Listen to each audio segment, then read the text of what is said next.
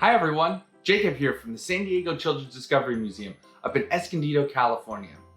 Today for our art activity, we're going to learn how to use different techniques to paint amazingly beautiful pictures of flowers. Some of the pictures we're going to use colors that are already mixed, such as this yellow or this orange. We're also going to learn how we can mix colors in unique ways to really make the flowers look like they can come alive. Hopefully, you'll really enjoy this activity and learn a little bit more about how to paint beautiful flowers. Now, the first picture we're gonna make is gonna be a picture of a sunflower. So to start off, I'm gonna make the center of our sunflower and I'm gonna make it orange. Now to do that, I'm gonna use just a little bit of orange and I'm actually gonna pour it directly, very gently, so get an adult to help, right into the center of the paper.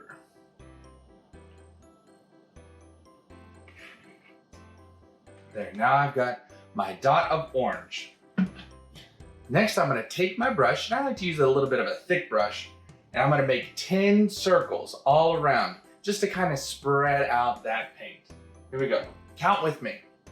1, 2, 3, 4, 5, 6, 7, 8, 9, 10. Now, if you notice like mine that you still have a little bit of extra paint in the center, that's okay, you can do more circles. And I'd start at the center again and try to work out. And we'll just mix it all up, very nice. And that will be the center of our sunflower. The next thing we're gonna do is we're gonna leave the orange on our paintbrush. This is going to be very important. For the petals of our sunflower, I'm going to use the yellow paint. I'm going to pour it into my palette.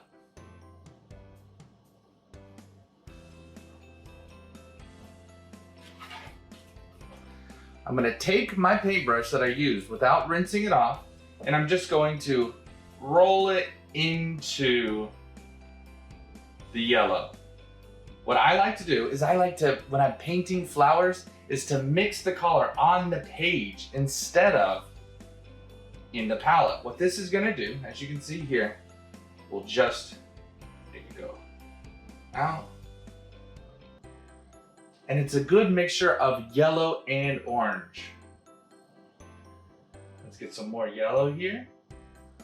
This technique is actually called double dipping. And it gives the flowers and the petals a lot of texture.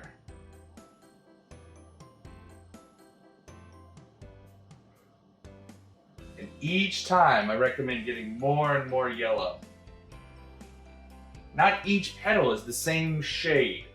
And that's important. If you ever look at a real flower in real life, not all of the petals are the same shade.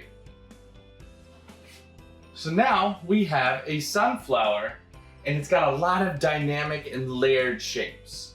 Next, what we're gonna try to do is we'll show you what the same picture looks like if we were to just use regular orange and regular yellow. For this, I recommend using two different paintbrushes, one for each color. Let's start with our orange first. I like to get a lot of orange. For this one, we can do another 10 circles. 1, 2, 3, 4, 5, 6, 7, 8, 9, 10. You notice I didn't use nearly as much paint. It's because we're not pulling it out like we did with the other technique. Let's put this paintbrush aside. And now we'll use our next paintbrush. This will be our yellow that we're gonna paint our petals with. And for this, I recommend spreading them out just a little bit. So that way you can see where each individual petal is, since they are all going to be the same color. And there we have it. So this is another technique that might be a little bit easier. You're not mixing any colors, but you can see the difference between these two pictures. This one is a much more kind of alive colors, but this one is much more punctuated in their colors. For the next one, we're going to try to make another picture of a flower, but this one by using a different type of paintbrush, using it to almost stamp the colors and give it a little extra texture.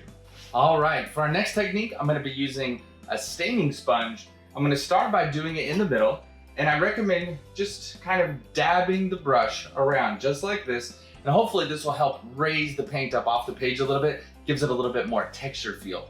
For this one, you can go either way. You can either mix it on the paper or keep it static, such as this picture, or you can try to draw out the colors, such as our first picture that we made. But again, I'm gonna start with our orange. For your sponge, you will need to get a little bit more paint on there. I'm not gonna do 10 circles because we're not gonna be drawing our brush around. We're just gonna be plotting it.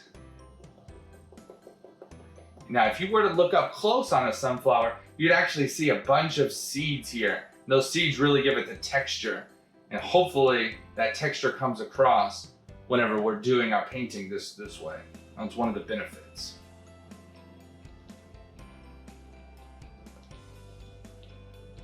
So there we have it. And if you spill a little orange, that's okay. Next thing I'm gonna do is I'm gonna take my sponge and I'm gonna try to draw out those petals. I'm gonna try to keep them about the same length as the petals on the other paintings. Each time I'm gonna get a little bit of extra yellow. And you see, just naturally doing it this way is gonna pull a little bit of the orange out.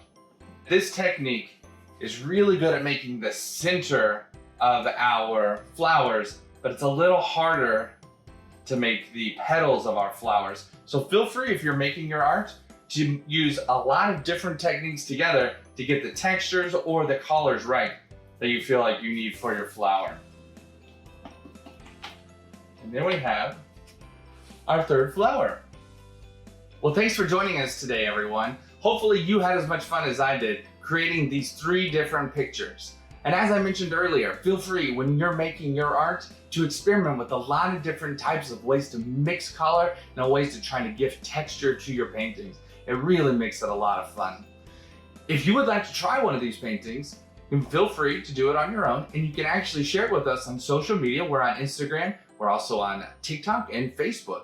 So if you go to sdcdm.org, you can find our website and you can find all the different links to our webpage. Thanks a lot, everyone. Have a great day.